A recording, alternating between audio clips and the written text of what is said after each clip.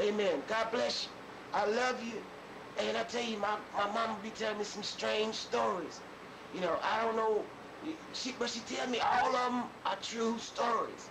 All of them are true stories. You know what I'm saying? So when she told me she gonna stop me, my hand back my head, she wasn't playing. You know, but I want you to hear some of the stories. So I'll be back on here. You know, I gotta hurry up. She might be home soon. But I gotta get off here. But I'll be back on here to tell you some of the stories she be telling me. She be telling me some wild stories, but she tell me they are true stories. So I want to let you know some of these stories. You know what I'm saying? Because, I mean, one time, let me tell you one real quick. One time she told me that there was this man who, he prayed to God 3 times a day. Man, the name was Daniel. He prayed to God 3 times a day, but he was living in a place where the king had a different God than he had. And the king said for a whole month, you can't pray to no other God except for the God that I set up. And Daniel, knowing this was the law, I'm telling you, this was the law. Daniel knew it was the law. He went in his room and he opened his window and prayed 3 times a day like usual. Well, all the people who had set him up, people set him up, you know, with this law. They had set him up. They knew he was going to do it. And they told him, you know, the punishment for the people who prayed to some other God was they're going to be put in the lion's den. So they had to go get Daniel, and the king was kind of upset about it, but, you know, because of his word was his bond, he had to put him in there. So they put him in the lion's den. And I'm telling you, these lions was hungry. They put him down in there with a bunch of hungry lions, down in a whole pit. Bunch of lions down in there, and they dropped him down in there. And while he was down in there, my mama said that God closed the mouth of the lions, and they couldn't eat them. I'm telling you, my mama was telling me the lions couldn't eat them. They was hungry, but they couldn't eat them. He was in there all night with a bunch of lions, all of them hungry. They couldn't eat them. So the king came back. He tossed and turned all night. He come back down there early in the morning. Said, "Oh, Daniel, is your God able to deliver you from the lion?" And she said, Daniel said, "Lord, King live forever." You know what I'm saying? And you know, and the king hurried up and got him out of there.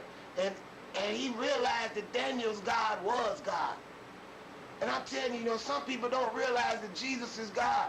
You know what I'm saying? But you know, But they realized that Daniel's God was, the king realized Daniel's God was God. So he changed the law.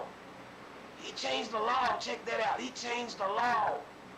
And the people who tried to get Daniel killed, them and their families got put down in the lion's den. Them and their families got put in the lion's den, and the lions ate all of them up. Ate them. Oh man, that's you know, I had to tell my mama, if that had been me, man, I would not have been praying. I would have been like, nah, I can't pray this month, God. You know what I'm saying? And, you know, they gonna put me in there with them lions. I can't pray. You know what I'm saying? I'll catch you after 30 days. I'll catch you in another 30 days, God. I can't do this. They got it. You know what I'm saying? I couldn't do it. And God said that's the reason why the world is messed up today, because people don't want to obey God. He said that if you had did it, she said, this is what she told me, if you had did it the way Daniel did it, you could change the laws.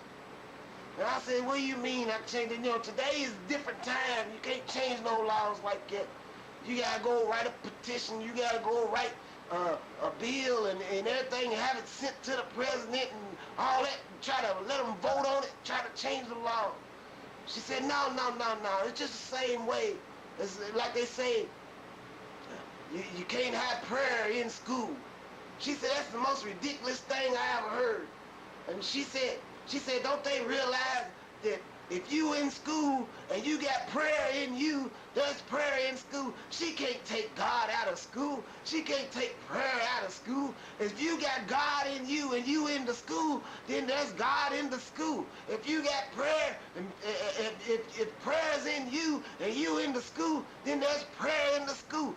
they just wrote some kind of paper saying that it wasn't no God in school, that you can't have God in the school. Well, they'd have to put out every Christian there is to try to keep God out of the schools. You know, this stuff is ridiculous, she said. I said, well, Lord, you know, I mean, Mama, you know, I said, Mama, you're right about that, you know, and for some reason, my mama's always right. My mama's always, for some reason, my mama's always right. I don't understand it. For some reason, my mama's always right. But it's okay, you know, I like her to tell me, you know, I like her to tell me what's right. But anyway, she told me how I could change the law.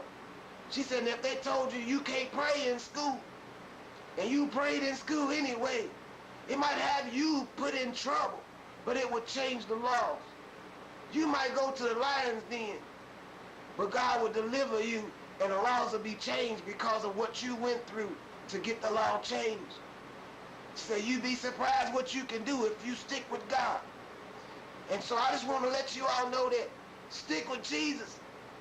Children, obey your parents. Stick with God. Don't walk away from him, no matter how hard it gets. You know, stick with him. I don't care if your prayer got to be, come by here, Lord. Come by here. Come by here. Somebody's praying, Lord. Come by here. Come by here. I'm praying, Lord. Come by here. You know, that song. If it's got to be that song, you pray. God bless you. I think it's time for Mama to come home. God bless you. I got to go. God bless you. Bye. I love you. I love you.